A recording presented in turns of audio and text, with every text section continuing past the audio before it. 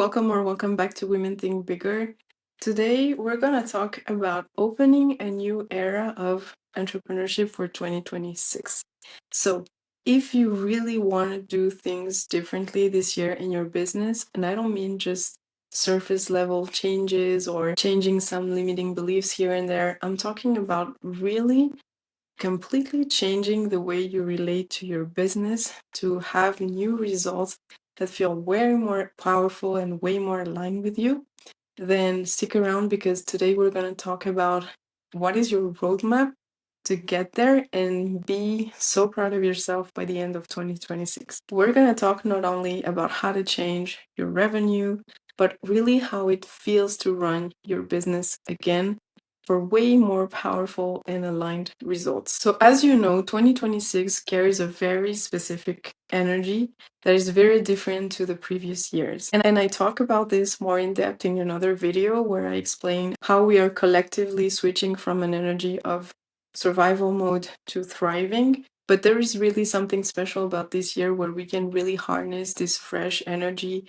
of new beginnings. So this is not a New Year's kind of like resolution video. I want to really share some deep concepts that are going to help you do things completely different in 2026. So let's look at the principles that are essential for this new era of entrepreneurship. Your first piece of guidance for 2026, if you want to unlock a new era, is get really rooted in what you consider now true in business and in your relationship with abundance as well. So the first shift is bring awareness to what we have now established as truth, as our new beliefs in our business and operating from that place. If you're here in this collective, it's likely that you've been working on yourself for many months, many years, trying to figure out what is now true for you without just taking the input of the external world about what is business, what needs to be done to reach success.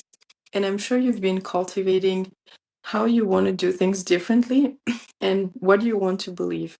But it's important to understand that even though we have maybe done this conscious work of understanding how we want to do things differently, we need to really ground those new thoughts, those new beliefs, and operate from this place on a day-to-day basis. This is why I think this year is really a year of implementation and embodiment of everything that we've been cultivating in the past years. We're not going to look at what has worked for others. We're not going to copy some random strategies, not what has worked 5 years ago, what you know to be true in your body. For example, what do you believe about money now? About how success is created? About what it means to be a good entrepreneur? About what it means to be aligned in your business. And once you redefine those truths, you don't negotiate with them anymore. You operate from them. This is what is going to create stability in uncertainty and difficult times. Because if, as of today, no matter what is going on in your external world, you start maybe even writing down your list, visualizing it somewhere, and operating from that place every day, you'll see that you'll be way more grounded when challenges arise. My second piece of guidance for this roadmap is go all out on your project like there is only 1 month in 2026 instead of 12 months and a whole year. This may sound contradictory, but just hear me out. You know by now that going all out doesn't mean burnout. However, we really need to understand that we need to show up for our projects like time is precious, not infinite, not procrastinating. So the key here is really to ask yourself, if I treated this year like it had only 1 month, what would I stop delaying? Focus sharpens energy, and sharp energy moves things. So this is really about, again, focus and intention and really relating to timing in a very different way than we used to do before. It doesn't mean creating a whole pressure on 1 month. It really means valuing our time more than ever so that we stop delaying anything that feels uncomfortable, even when we know that this is where we need to expand.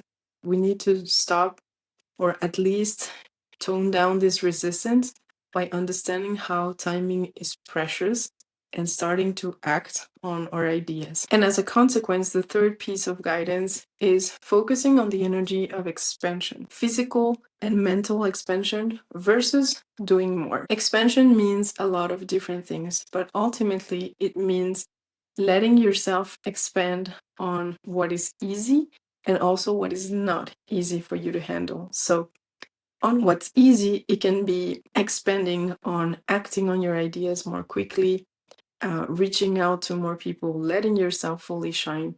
But also, expanding means being more comfortable in handling uncomfortable situations. So maybe expanding your capacity to persist when the results are not there, expanding your capacity to hear feedback that you don't want to hear, expanding your capacity to receive help when it's hard for you to ask for help. We need to understand that expanding goes both ways. We want to be able to hold more so that we can receive more. And when we talk about expanding, we also talk about expanding the nervous system to feel safe at higher levels. So higher levels of success, but also maybe higher levels of discomfort or responsibility of things to manage.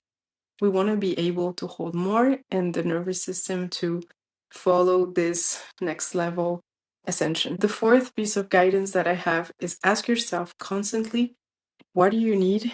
And maybe sometimes, do you need some help? And even sometimes asking for help. This one is huge because survival mode has been the theme in entrepreneurship for so many years. And we have learned that we need to be so self-sufficient sometimes to the point of isolating ourselves. But expansion is going to require support. So you really need to start asking yourself right now, what do I need right now to feel good? What would make this process easier? Where am I forcing instead of receiving or letting someone in to help me? So this is the key.